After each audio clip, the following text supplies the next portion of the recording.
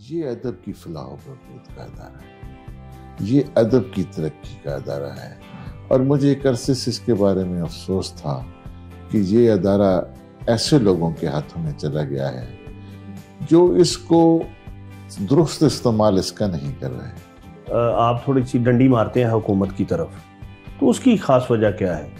یہ سب کی اپنی اپنی رائے ہے اور سب کو اپنی اپنی رائے دینے کا پورا حق ہے۔ جہاں میں سمجھتا ہوں کہ نہیں، ان کی اچھی باتیں کوئی پروموٹ نہیں کر رہا تو مجھے تو پروموٹ کرنی چاہیے۔ یعنی آپ کا مقصد یہ ہے کہ آپ اپنی پرفارمنس سے، اپنی کارکردگی سے اور ادب کی پروموشن سے آپ ثابت کریں گے کہ آپ کا یہاں آنا درست فیصلہ ہے۔ یہ تو وقت آنے والا بتائے گا۔ منصور آفاق کو ہم کیسے جانیں گے کہ منصور آفاق کون ہے؟ میں نے منصور آفاق کے بارے میں جاننے کی بڑی کوشش کی کہ یہ شخص کون ہے، ابھی تک نہیں پتہ چل سکا۔ جب کبھی مجھے پتہ چلا کہ منصور آفاق کون ہے، کیا ہے، تو میں ضرور آپ کو بتاؤں گا۔ آپ کو بہت مبارک ہو کہ آپ کو مجلس ترقی اردو ادب میں عزت بخشی گئی۔ جی، خیر مبارک۔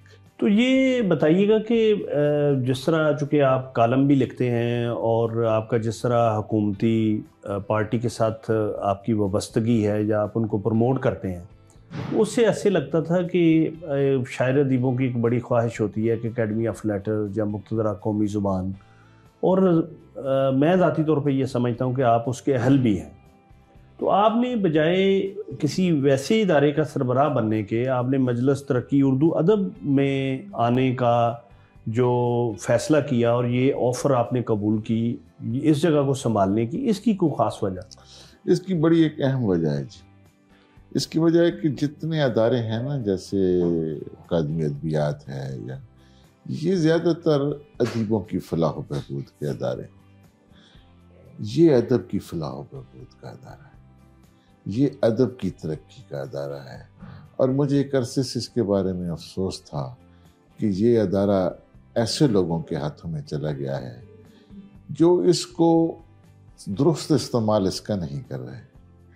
یہاں ان کے جو بنیادی 5 تھے، جو اس کے بنیادی جنہیں آپ نقطے کے جس کے اوپر اس ادارے کا منشور کہہ لیں یا جو اس کا مقصد تھا، اس ادارے کا مقصد تھا، اس میں پہلا مقصد یہ تھا کہ ادب کو پروموٹ کیا جائے۔ دوسرا مقصد یہ تھا کہ جو کلاسیکی ادب ہے ہمارا، اسے شائع کیا جائے۔ تیسرا تھا کہ جو تراجم دنیا کی مختلف زبانوں سے ادب کے تراجم اس میں کیے جائیں۔ چوتھا یہ تھا کہ اس کی جو بھی کوئی سال میں جو اچھی کتاب آئے، جو اچھا ایک رائٹر ہو، اسے انعام دیا جائے۔ پانچواں یہ تھا کہ سال کی سب سے اچھی کتاب پر، اپنا سب سے اچھی نظم پر اور سب سے اچھے آرٹیکل پر، مضمون پر کوئی انعام دیا جائے۔ تو انہوں نے اس کا جو اسے بدلا کہ بلکہ پتہ ہی نہیں لگنے دیا کسی کو کہ ہم نے کیا کیا ہے۔ کلاسیکی ادب کے نام پر انہوں نے تنقید اور تحقیق چھاپی کہ کلاسیکی ادب کے بارے میں جو بھی انہوں نے، مثال کے طور پر اگر فسانہ عجائب چھاپنا تھا تو فسانہ عجائب تو 100-150 صفحے کی ایک کتاب ہے، انہوں نے 800 صفحے کی کتاب چھاپ دی۔ اس کے اوپر 700 صفحے کی تحقیق اور تنقید کے اپنے لکھے ہوئے اور اپنے دوستوں کے اور اپنے جو ایک پورا کا پورا حلقہ تھا۔ اسی طرح جو کلاسیکل ادب جہاں چھاپا گیا ہے، اس کی وجہ سے بھی ایسی کتابیں ڈھیروں کے حساب سے جمع ہو گئیں جنہیں نہ کوئی پڑھنے والا ہے اور جن کی نہ زیادہ ضرورت تھی۔ اس وقت بھی جو ہے نا، میرے سٹاک میں 1 لاکھ کتاب پڑی ہے، جس کا کوئی 1 لاکھ کتاب، یہ اور کتابیں چھاپتے رہے، پچھلی کتابیں انہوں نے بیچی ہی نہیں، نکالی ہی نہیں، تو 1 لاکھ کتاب کوئی کم کتاب نہیں ہوتی کہ کسی کے پاس، کہیں کسی پبلشر کے پاس یہ 1 لاکھ کتاب پڑی ہو۔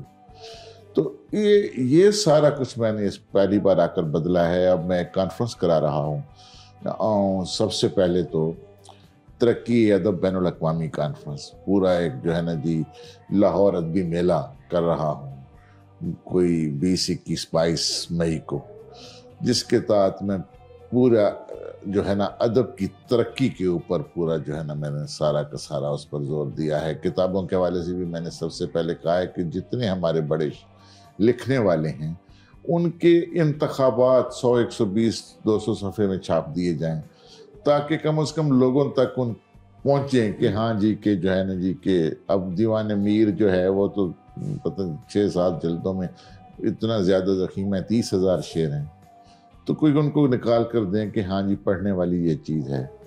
تو ایک تو میں نے وہ انتخاب سب شاعروں کے جو ہے نا اور شب ادیبوں کے بھی ساتھ انتخاب کا میں نے ایک پروجیکٹ شروع کیا ہے۔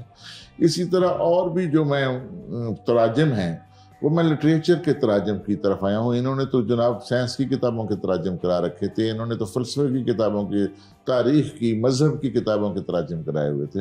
لٹریچر کو چھوڑ دیا گیا تھا، حالانکہ یہ ادارہ صرف لٹریچر کے لیے اور کسی چیز کے لیے نہیں۔ تو یہ ذرا بتائیے گا کہ جو آپ کے کالم ہیں ایک پاکستان کے بڑے اخبار میں چھپتے ہیں، تو ایک یہ بھی کہا جاتا ہے کہ جی اگر آپ تھوڑی سی ڈنڈی مارتے ہیں حکومت کی طرف تو اس کی خاص وجہ کیا ہے، یا حکومتی پارٹی کی طرف؟ حکومتی پارٹی کے جو لوگ ہیں وہ یہ سمجھتے ہیں کہ میں جو کچھ لکھتا ہوں اس میں ابھی حق نہیں ادا کرتا۔ اس کی وجہ یہ ہے کہ پاکستان میں مختلف نظریات رکھنے والے لوگ ہیں۔ اس وقت بھی ایک بڑا حلقہ لوگوں کا، عوام کا عمران خان کے ساتھ ہے۔ اب یہ ہے کہ اس لیے یہ کہنا کہ میں حکومت کے حق میں لکھتا ہوں یا بے شمار کالم نگار حکومت کے خلاف لکھتے ہیں، یہ سب کی اپنی اپنی رائے ہے اور سب کو اپنی اپنی رائے دینے کا پورا حق ہے۔